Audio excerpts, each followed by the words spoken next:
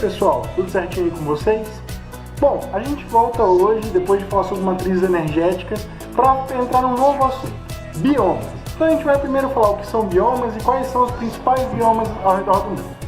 Antes da gente falar sobre isso, porém, eu queria deixar um avisinho aqui para você. Se você ainda não assistiu a nossa aula sobre climas mundiais, eu recomendo que você dê um pause aqui nessa aula rapidinho, volte lá e veja sobre climas mundiais, porque vai ser bastante importante quando a gente for falar sobre biomas, inclusive, principalmente os grandes biomas ao redor do mundo, onde eles ocorrem e tudo mais. Beleza? Então vamos lá, pessoal, para a gente falar um pouquinho sobre o que é exatamente um bioma, o que a gente define como bioma. Um bioma, pessoal, para entender na verdade o conceito de bioma, a gente precisa entender o conceito de ecossistema. A gente ouve muito falar que temos que proteger os ecossistemas, que há ecossistemas ameaçados e tudo mais, mas afinal de contas, o que é um ecossistema? Ecossistema nada mais é do que um sistema, como o nome já diz, que vai depender de uma harmonia entre fatores bióticos e abióticos para que funcione bem. Fatores bióticos, como o nome já diz, bio, vida, são os fatores que envolvem a vida. São os vegetais, os animais, as bactérias, os fungos, tudo aquilo que tem vida, ou aquilo que já teve vida. Então, quando a gente fala de uma árvore caída, quando a gente fala de um animal morto, quando a gente fala de excrementos de animais, a gente está falando de fatores bióticos, porque são matéria orgânica também, beleza? E fatores abióticos, então, seria tudo aquilo que não tem vida. Então, as rochas, a umidade, o ar, quando a gente fala dos rios, da hidrografia local, seriam fatores abióticos também, beleza? E essa relação entre fatores abióticos e fatores bióticos que vão formar o nosso ecossistema. Então, por exemplo, se a gente fala do ecossistema local da Amazônia, né? Vou pegar bem grande, na verdade a gente vai ver que isso é um bioma daqui a pouquinho. Mas a gente vai levar em consideração a umidade local, a hidrografia, os rios no local, o relevo local, é um relevo um pouco mais plano, e também o tipo de vegetação que nós temos lá, quais animais habitam aquela área, quais micro-organismos habitam aquela área e tudo mais, beleza? Então isso é um ecossistema. E o que seria então um bioma? Um bioma seria quando nós temos ecossistemas em grandes áreas. A gente tem uma grande área dominada por um ecossistema ou por alguns ecossistemas diferentes, mais parecidos. E aí a gente vai falar que para ser um bioma único, esses ecossistemas em uma grande área vão ter que ter uma fisionomia vegetal, ou seja, a aparência mesmo, a cara daqueles vegetais, daquelas plantas locais, e as características climáticas vão ter que ser semelhantes. Então, como é que eu posso falar do bioma amazônico? Eu vou falar da fisionomia vegetal, de árvores densas, árvores altas, grandes folhas, tudo mais. Características climáticas, é um clima equatorial, um clima quente, úmido o ano inteiro e tudo mais. Beleza? Então, isso que é um bioma. São ecossistemas em grandes áreas e com características vegetais e climáticas parecidas. Beleza? Então, pessoal, vamos passar aí para a gente entender como é que os climas influenciam os biomas. Na verdade, só para a gente dar uma olhada em duas imagens. Pessoal, como eu falei, a gente vai dar uma olhada agora em duas imagens. E elas estão surgindo ao mesmo tempo aqui na tela agora. A primeira imagem que nós temos é uma imagem dos tipos de clima, beleza? Então dá uma olhada aí, a gente já estudou essa imagem. Se você quiser voltar lá, como eu já falei na aula de tipos de clima, ou se você acabou de dar uma olhada naquela aula, veio aqui agora ver sobre os biomas, deve estar fresquinho na sua cabeça também. Os tipos de clima, a gente já falou sobre onde eles ocorrem, por que eles ocorrem em tais lugares, eu não vou me aprofundar muito nisso. A segunda imagem, ela fala um pouquinho dos biomas mundiais, onde que eles ocorrem. Então nós temos florestas tropicais, savanas, desertos, tudo isso, campos, tudo isso aí distribuído pelos mundos. Pelos mundos é meio complicado. Percebam aí que no mapa de climas, nós temos o clima equatorial ali no norte do Brasil, no centro da África, e nessas mesmas regiões nós vamos ter florestas equatoriais, beleza? Nós vamos ter o clima polar, bem ao norte, e nessas mesmas regiões nós vamos ter o bioma tundra.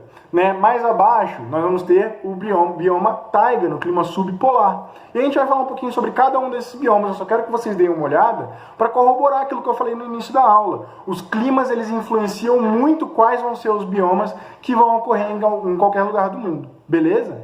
Então vamos lá falar dos biomas, começando pelos desertos. Bom, pessoal, Os desertos, né, eles são característicos pela falta de formações vegetais. Não quer dizer que não haja formações vegetais, mas há uma escassez vegetal muito grande. São muito poucas as formações vegetais que conseguem sobreviver num ambiente tão desafiador quanto o do deserto. Um ambiente árido, um ambiente com poucos nutrientes, um ambiente onde é muito difícil a vida. Beleza?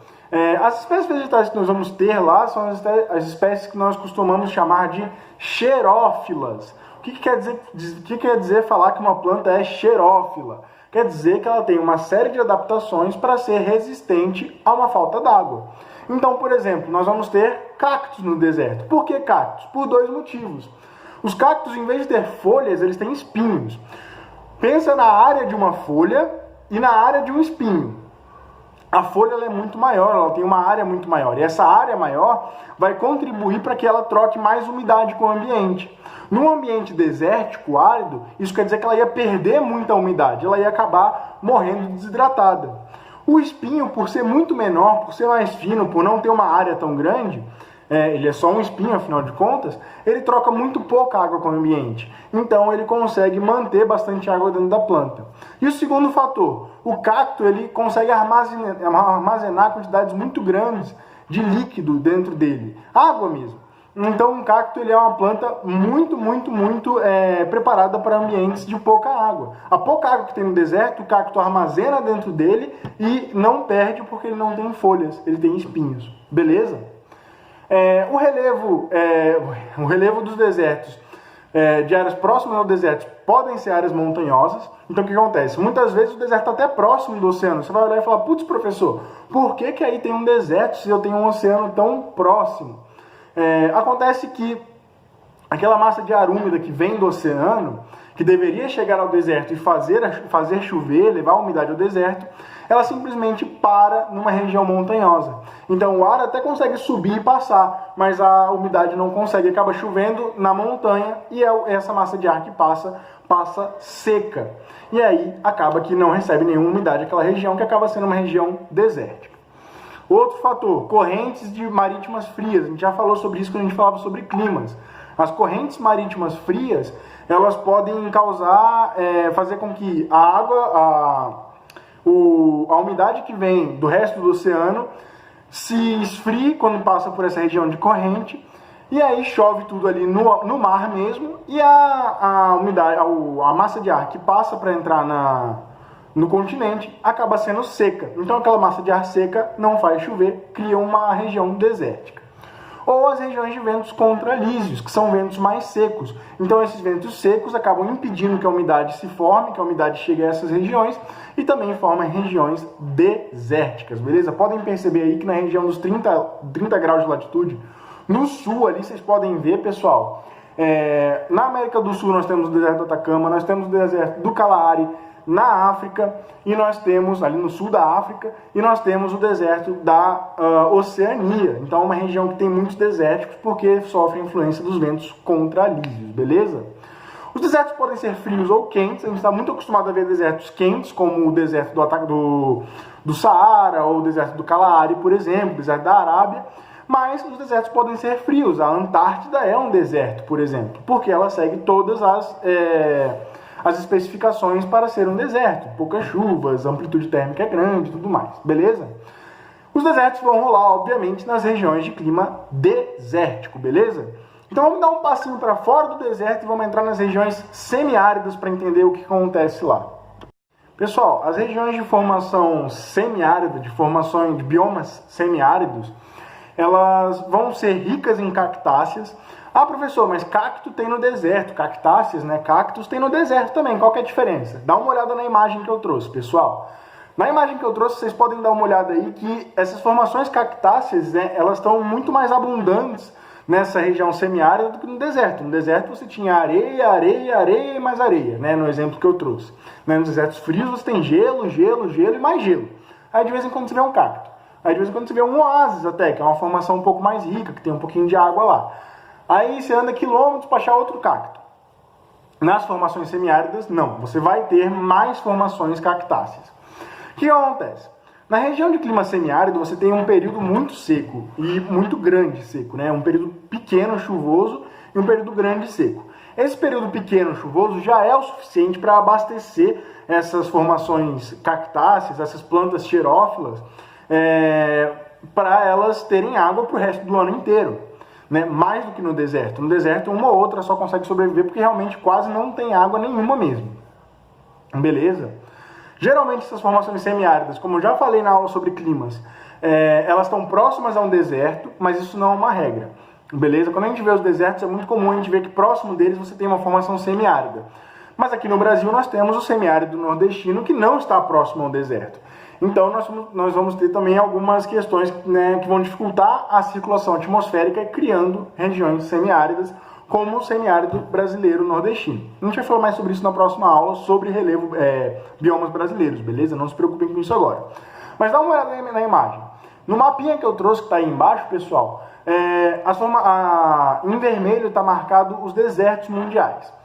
E percebam que ao redor dos desertos nós temos uma mancha amarela. Essa mancha amarela são as regiões semiáridas. Não é uma regra, mas geralmente as formações semiáridas vão estar ao redor dos desertos. Só para completar, formações semiáridas nós vamos ter em locais de clima semiárido, né? Mais meio óbvio aí. A gente vai ver bastante isso, tá, pessoal? Os biomas eles são muito conectados aos climas, como eu já falei. Beleza? Então vamos lá. Pessoal, antes de começar a falar especificamente dos steppes, eu gostaria de dar um aviso. Um aviso porque cai muito no vestibular desse jeito. Steppes e pradarias são dois tipos diferentes de um bioma muito semelhante, que são os campos. Por que eu coloquei os steppes e as pradarias separados? Porque eles são biomas diferentes, né? Eles têm diferença e a gente vai falar sobre elas agora. Mas tenham em mente que steppes e pradarias estão mais ou menos na mesma família de biomas ali, que são os campos. Beleza, pessoal? Então vamos falar sobre o primeiro tipo de campos, que são os steppes. Os steppes contam com gramíneas e outras formações herbáceas, ou seja, ervas, ou seja, formações que não têm caule, não são formações que são arbustos, né? Nem mesmo arbustos pequenos. São formações rasteiras mesmo ali, por isso o nome é até campos, né? Pensa no campo de futebol, é grama, formação rasteira. Nos steppes são formações bem esparsas, ou seja, bem longe umas das outras. Percebam aí, tem tufos de gramíneas na imagem que eu trouxe. Em alguns lugares, aí tem terra, terra, terra, e em outro lugar, um tufo bem separado um do outro. E ressecadas, percebam que esses tufos estão até amarelados, eles são ressecados, não quer dizer que eles estão mortos, eles só estão um pouco mais ressecados mesmo, beleza? Essas regiões são transições, muitas vezes, entre climas úmidos e climas mais secos, até mesmo climas desérticos, beleza? Mas não são regiões consideradas semiáridas. Geralmente vão acontecer os steppes em climas frios e secos, e o solo dos steppes, por incrível que pareça, são solos bastante férteis. Por que por incrível que pareça? Porque quando você olha para uma paisagem dessa, né, a vegetação amarelada, a vegetação meio rara, né, uma aqui, outra a alguns metros, não está um negócio uniforme, você pode pensar que esse solo ele é pobre. Mas não, ele é muito rico em nutrientes, ele é muito bom para a agricultura. Você só precisa regar essas plantas, porque a região ela é um pouco mais seca, né? Essa falta de vegetação que a gente vê é mais culpa da falta de chuvas e não da falta de nutrientes. Nutrientes tem bastante. Beleza? Então vamos falar sobre o outro tipo de campos, que são as pradarias. Pessoal, a diferença entre uma pradaria e um steppe, né, já que os dois fazem parte da mesma família de biomas, como eu já falei, é que a pradaria ela vai ter uma vegetação também rasteira, também baseada em gramíneas e ervas, só que vai ser um pouco mais alto. Então nós vamos ter aquele capim alto, aquele matagal um pouco mais alto. Vai ser uma região de maior umidade, então quando vocês olham aí para a foto, vocês já estão vendo uma região um pouco mais verde aí, né, mais viva assim, de umidade mesmo, tá? O solo ainda é muito fértil, igual nos steppes. Só que na pradaria, como nós temos um pouco mais de umidade, essas gramíneas elas acabam crescendo um pouco mais bonitas, até verdes e tudo mais, beleza? É uma região muito utilizada para pastagem. Por que é para pastagem? Já que o solo é fértil, por que eu não planto lá um monte de soja e já era? Porque naturalmente ela já é lá uma região cheia de grama, cheia de capim, e aí tudo que você precisa fazer é jogar o boi lá e deixar o boi comer tudo que ele vê pela frente, beleza? Então é bem barato de fazer pastos em regiões de pradarias. No Brasil a gente observa essas pradarias lá no sul, e a gente deu o nome aqui no Brasil para nossa pradaria de pampas, beleza? Os pampas gaúchos. Isso também é uma parte do porquê que a pecuária é tão forte no sul. A carne do sul do Brasil é uma carne de altíssima qualidade, porque a pradaria ela é uma região muito boa para o pasto e fazer pasto nas pradarias é muito barato relativamente, beleza? Porque ela naturalmente é só você jogar o boi lá e ele já come aquela grama. Show, pessoal? Bom, agora a gente vai mais para a região dos polos, mais para a região mais gélida do planeta, falar sobre esse próximo bioma que é a tundra. A tundra ela é uma região congelada do planeta praticamente. Em várias áreas dela, inclusive, é congelada completamente, beleza? E é uma região em que apenas no verão vai conseguir ter vegetação. E essa vegetação vai se limitar apenas a musgos e líquens. Por quê? Musgos e líquens são maneiras bem primitivas, bem simples de vegetação. Então, elas conseguem chegar e ir embora com bastante facilidade. Elas não precisam de bastante tempo para se desenvolver. Uma árvore, por exemplo, precisa de anos para crescer. Nessas regiões de tundra, as vegetações só tem mais ou menos ali uma época de 2 meses, entre 2 e 3 meses para crescer, se desenvolver e ir embora. Por quê? Quando chega o inverno, essas regiões experimentam temperaturas de menos 20, menos 30 graus Celsius. São regiões polares, de clima polar. Então, essa vegetação vai acabar não sobrevivendo nesse clima, nessas temperaturas muito baixas do inverno. Beleza? Não só do inverno, mas até na primavera e no outono, né? É só mesmo no verão que elas vão conseguir sobreviver. Beleza? Nós vamos ter um ou outro arbusto, mas vai ser muito raro de a gente achar um arbusto, justamente porque um arbusto, por mais que ele seja pequeno, ele precisa de um tempo um pouco maior para se desenvolver. Em 2, 3 meses ele não consegue crescer, sobreviver e se desenvolver de maneira saudável. Beleza? Nessa região nós vamos ter aquilo que nós chamamos de permafrost. O que é o permafrost? Como o nome já diz, perma de permanente, frost congelado em inglês. Permafrost é uma camada do solo que está permanentemente congelada. Entra verão, entra ano, sai ano, e essa camada nunca derrete, teoricamente. Naturalmente, ela nunca derrete, e ela continua permanentemente congelada. O que acontece? A gente tem observado, com o aquecimento global, com a tendência do planeta de aumentar temperaturas entre 1 e 3 graus Celsius, esse permafrost está começando a descongelar. E isso é muito preocupante. Primeiro é preocupante porque já nos indica que o planeta está aquecendo mesmo e não tem muito chororô nessa área, né? Se o permafrost está descongelando, quer dizer que tem uma coisa errada. Segundo, algumas quantidades de gases do efeito estufa que estavam ali presas naquele solo congelado, quando o solo derrete, aquele gás ele é liberado. Ou seja, o efeito estufa derrete o permafrost, o derretimento do permafrost libera mais gases do efeito estufa. Então isso vira um ciclo vicioso. E eu sei que 2020 é um péssimo ano para eu falar sobre isso, mas eu tenho que falar, isso cai no vestibular. Junto com o solo congelado no permafrost, nós temos algumas bactérias, alguns vírus que estão ali congelados, vivos, porém congelados. Né? Falar que vírus está vivo, com quem gosta, quem quer fazer biologia aí, que pode ser que queira me matar. Mas podem ser reativados, mas estão lá congelados, adormecidos. Com o derretimento do permafrost, essas bactérias, esses vírus podem ser reativados, podem acordar, vamos falar assim. E aí nós podemos ter o surgimento de várias doenças que o ser humano nem conhece, que vírus e bactérias que existiram lá na época dos dinossauros ou lá na época glacial, que o ser humano moderno nem estava lá vendo o que estava acontecendo. A ciência nem existia praticamente para a gente estudar esses vírus e bactérias. Ou seja, doenças novas, completamente desconhecidas, podem surgir a partir do descongelamento do permafrost. Então, assim, a gente está passando por uma pandemia agora em 2020. O derretimento do permafrost pode trazer novas pandemias, beleza? Eu sei, a notícia não é muito boa, mas ela tem que ser dada. E ele vai rolar em lugares de clima polar, beleza, pessoal? Essa tundra aí. Vocês estão vendo a imagem, essa imagem aí, vocês veem que não tem nem grama, pessoal. Essa coloração mais esverdeada, avermelhada, é de musgo mesmo. Né? Não dá nem para nascer uma grama aí de tão frio, de tão complicado que é o ambiente nas regiões de tundra. Beleza? Então agora a gente vai descer um pouquinho para falar sobre as regiões de taiga, que são um pouco mais amenas do que a tundra.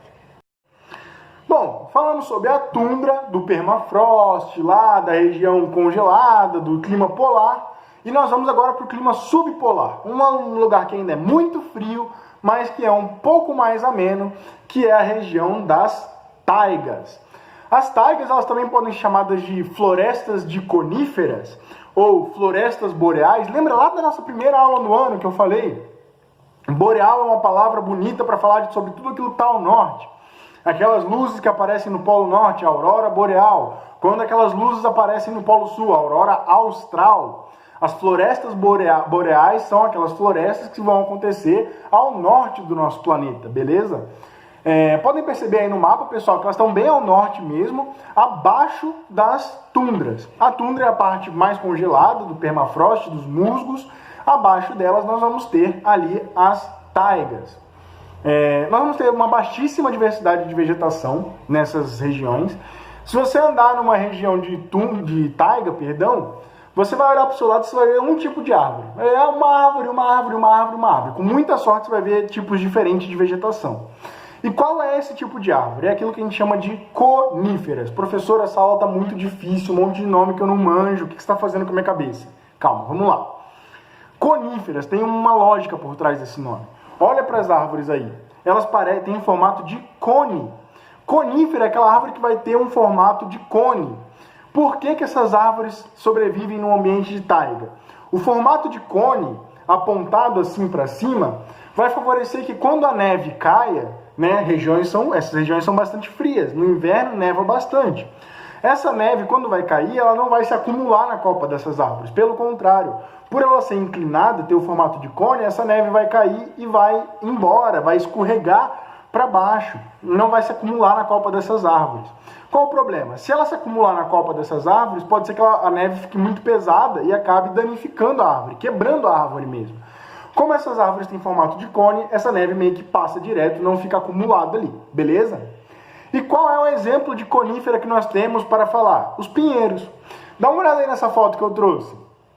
Ela tem uma foto de, inclusive, uma época fria, com bastante neve aí, e uma floresta de pinheiros. Só pinheiro. Você olha, só vê pinheiro. Pinheiro, pinheiro, pinheiro. Como que você vai identificar que é só pinheiro? Ela tem formato de cone. Beleza? Elas têm o formato de cone e são acicofoliadas. Acicofoliadas. Acico quer dizer agulha. Folheadas de folha. As folhas dela têm formato de agulha. Não chegam a ser espinhos, mas elas são folhas em formato de agulha. Vocês estão vendo aí na imagem, pessoal, o verdinho aí são folhas, tá? Por quê? Porque essas folhas em formato de agulha não são grandes o suficiente para que a neve se acomode em cima delas. Então ela é bem fininha para que a neve acabe passando direto e não fique fazendo peso em cima dessas folhas. Beleza? Hoje em dia, um pouco menos, mas antigamente elas eram muito procuradas para se fazer lenha e papel. Lenha por quê? Na região que ela está é frio. As pessoas precisam de lenha para se esquentar, fazer uma fogueira, enfim. Então as pessoas nessa região cortavam muitos pinheiros para fazer lenha. Hoje em dia nós temos métodos de calefação, de aquecimento um pouco mais diferentes, E aí você acaba usando até gás natural e tudo mais em regiões mais urbanas. Em regiões rurais, o pessoal ainda usa muito lenha. Lenha das coníferas. E o papel também. O pessoal usava muitos coníferas, os pinheiros, para fazer papel, porque a lenha, o caule dessas árvores, ele é um pouco mais maleável do que de outras espécies. Então ele é muito bom para fazer papel. Beleza? Então, como eu falei, essas regiões se encontram em lugares de clima frio, subpolar. Ali perto do polo, mas um pouco mais distante. Beleza? Quase no polo, não é exatamente no polo ainda. Show, pessoal? Então vamos passar aí para falar sobre a floresta temperada. Pessoal, a floresta temperada já vai chegando um pouco mais perto daquele conceito que a gente tem quando pensa em floresta, principalmente a gente brasileiro, A floresta temperada não é uma floresta que nós temos assim abundante no Brasil, nem de longe. O Brasil se destaca muito mais pelas florestas tropicais, floresta equatorial, florestas pluviais, Mas a floresta temperada, quando a gente vê, já se assemelha um pouquinho mais àquilo que a gente está acostumado. Principalmente em filmes americanos e tudo mais. É uma floresta que a gente chama de caducifólia. O que quer dizer uma floresta caducifólia? Quer dizer que as árvores são caducas. O que quer dizer uma árvore caduca, professor? Você não adiantou nada, falou caduca. O que é uma árvore caduca? A árvore caduca é a árvore que perde suas folhas no inverno, mas não morre. Ela continua viva, mas fica desfolhada no inverno. Essas florestas, como o nome já diz, vão acontecer em regiões de clima temperado. E eu vou refrescar sua memória te lembrando que nas regiões de clima temperado nós temos as 4 estações do ano bem definidas. Então, o verão com calor, as árvores bem verdinhas, o outono com as árvores lá amareladas, as folhas caindo, o inverno frio, neve, as árvores sem folha nenhuma, as árvores caducas sem nenhuma folha, e a primavera com as árvores todas com folhas, mas também com bastante flores e tudo mais, coloridas, tudo isso. A floresta temperada vai ser exatamente isso. Nós vamos ver as 4 estações bem definidas na cara das árvores. Então a árvore vai estar verdinha no verão, as folhas vão estar caindo no outono, a árvore vai estar pelada no inverno e toda florescida na primavera. Beleza?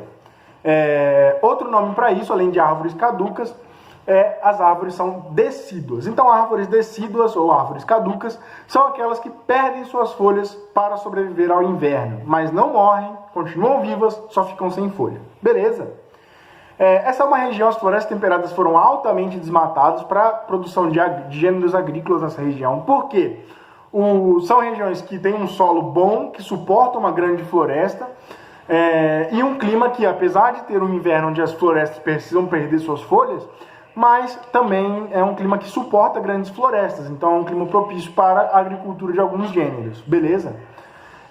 A floresta temperada ocorre em lugares de clima temperado, então lugares da América do Norte, a gente fala de Nova York, né? O Central Park é um exemplo perfeito disso, uma parte do Canadá, boa parte, a maior parte da Europa, uma parte da Ásia, até aqui na América do Sul nós temos um pouquinho clima temperado, beleza? Então vamos lá, pessoal.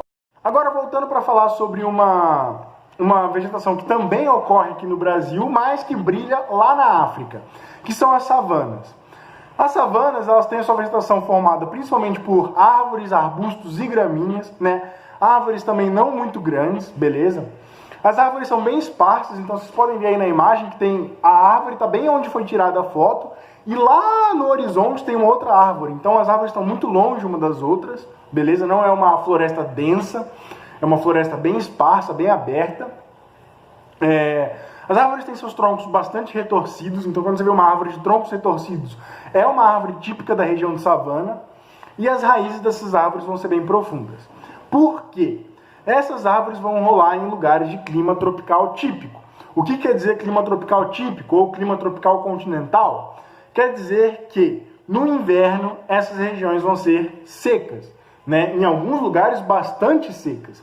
Então essas árvores vão ter que ter as suas raízes bem profundas para que quando chega o inverno e tenha poucas chuvas, a árvore consiga bombear água lá do lençol freático, lá embaixo, lá bem profundo no solo, para que ela não morra desidratada. Então ela vai buscar água lá no lençol freático. Por isso as raízes dessas árvores vão ter que ser bem profundas. Essas regiões de savana elas são muito utilizadas para agropecuária, muitas vezes até devastadas para agropecuária. Então eu tiro a savana que tem ali, meto plantação de soja, aqui no Brasil isso acontece muito, tira a savana para plantar soja, porque o solo é bom, só que tem esse problema da seca que pode ser ultrapassado se a gente regar e irrigar lá a nossa plantação. Então, tudo bem. Então, nós vamos ter uma região bastante devastada da savana brasileira. E como é que nós chamamos a savana brasileira? Cerrado. Em Bauru aqui é muito importante, nós temos uma parte significativa de cerrado, mas o cerrado brasileiro vai brilhar mesmo lá no centro-oeste, beleza? Então nós temos aí o cerrado brasileiro como uma savana e a savana africana, que lá chama de savana mesmo. E aí nós vamos ter lá nas savanas os leões, as zebras, os elefantes, as girafas, tudo isso símbolos da savana africana, beleza? De clima tropical típico ou tropical continental. A vegetação mediterrânea, cuidado, não ocorre só na região do mar Mediterrâneo, né, nas bordas do mar Mediterrâneo, mas é característica dessa região também.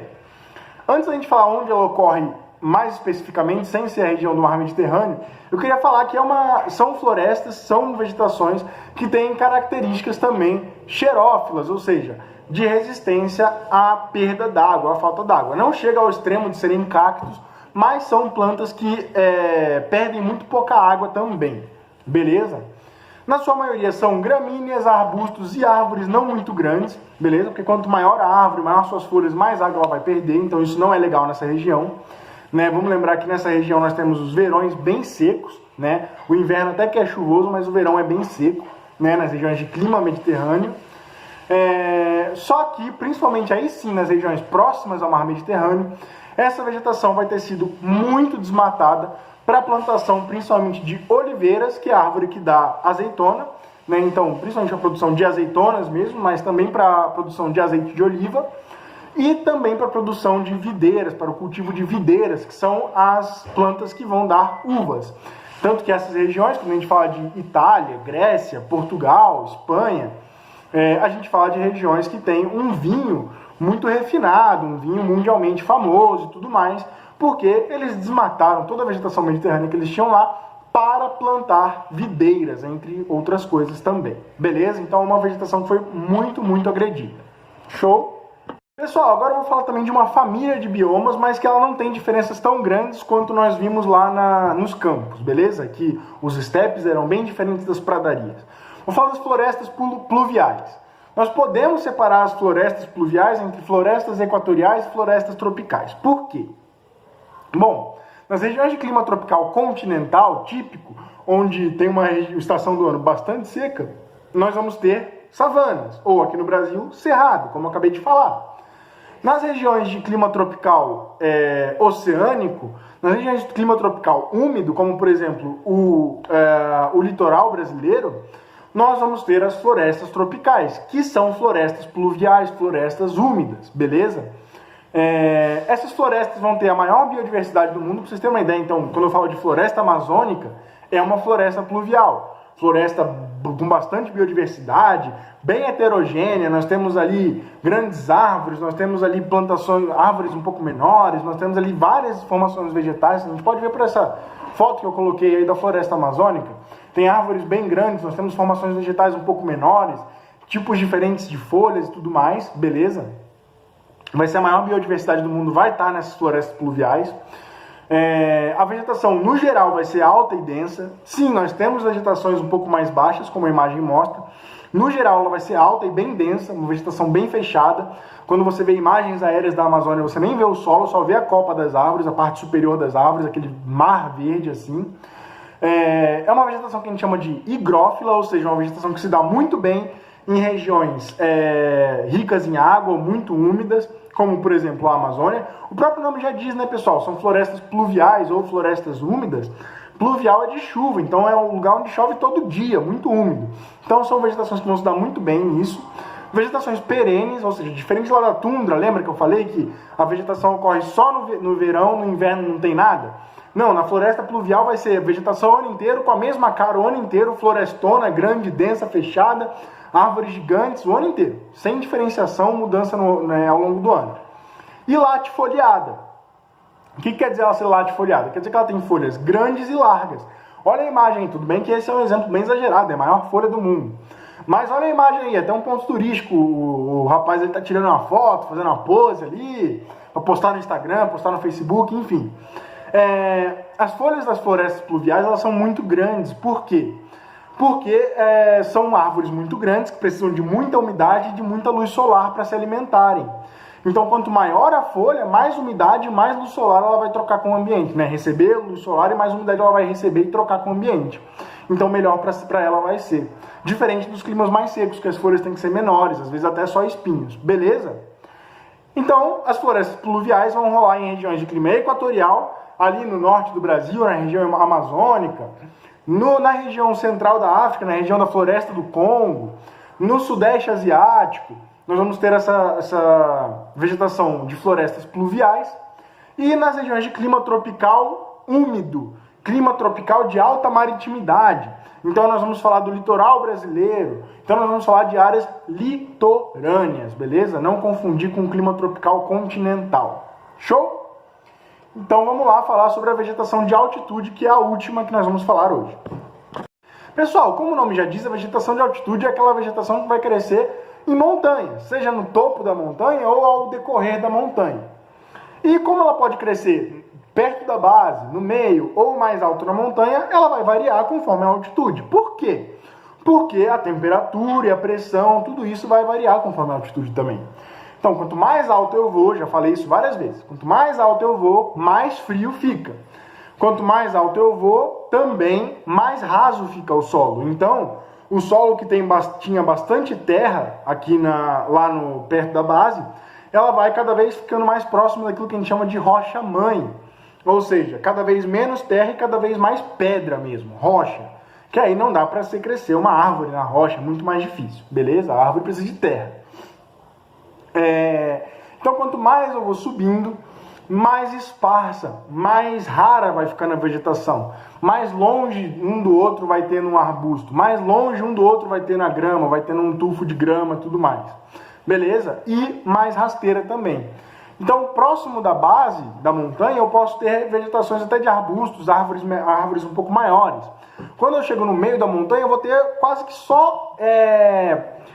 só gramíneas e vegetação herbácea. No topo da montanha, se tiver alguma vegetação, vai ser tipo musgos, líquens, alguma coisa assim. Beleza? Quanto mais alto eu vou, mais hostil o ambiente vai ficando para a nossa vegetação. Essa vegetação de altitude vai rolar em climas frios de altitude. Beleza? Em regiões onde tem montanha e o clima é de montanha, nós vamos ter vegetação de montanha também. Beleza? Eu trouxe um exercíciozinho só para a gente reforçar. O que o vestibular cobra em peso é mais sobre os biomas brasileiros. Para a gente estudar os biomas brasileiros, a gente tem que entender o que são biomas no geral e os biomas que ocorrem no resto do mundo também.